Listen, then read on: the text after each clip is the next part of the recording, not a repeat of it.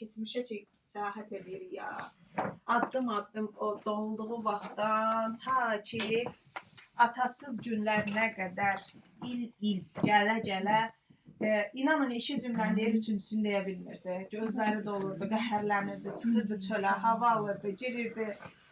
Və o kitabda yazdıqlarımın 90%-ni o səssiz baxışlarından seçib yazmışam mən.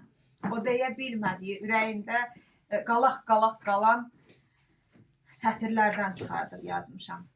Elə özünün də dediyi kimi, qoy onun sözünün davamını həyat yoldaşı, mücün yoldaşı, illərdir əziyyətini çəkən, illərdir onun yaşadığı yanğının şahidi olan Şəfaət xanım davam eləsin. Bir-iki kəlmə də olsa sizdən eşidir.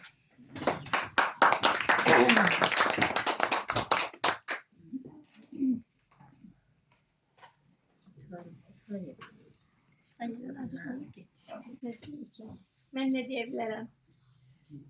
Rüyağı ilə elə qohumuq, hər dərdlərini, hər sərlərini bilmişəm. Onun anası ilə mənim anam xala qızıdır.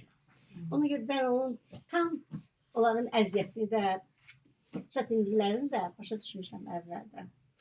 Onun anası 19 yaşında atası gedib gəlmir. O vaxtdan o öz qeyrəti ilə, namusu ilə bir uşaq, bir əvvəl olmuş. Bir oğlan, Bir oğlan, bir qızdır. Onları saxlayır. Nə deyə bilərəm ki? Allah sizə güc qüvvət versin. Gözləmirdim belə bir şərait olacaq. Mən özüm elə mədəni marifi qurtarmışam. Bu işlərdən o üçün çox maraqla baxırdım şəhər deyənə də. Deyirəm ki, çox maraqlı.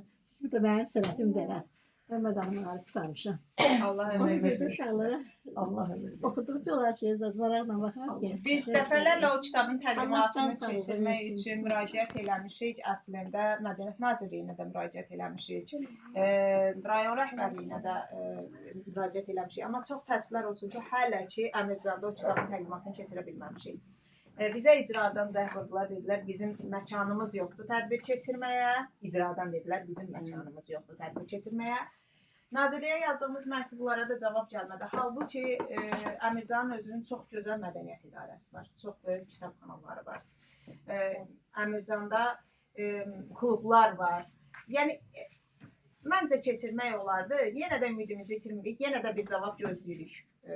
İnşallah ki, ən qısa zamanda orada da bir tədbir ərsəyə gətirərik. Və gəlin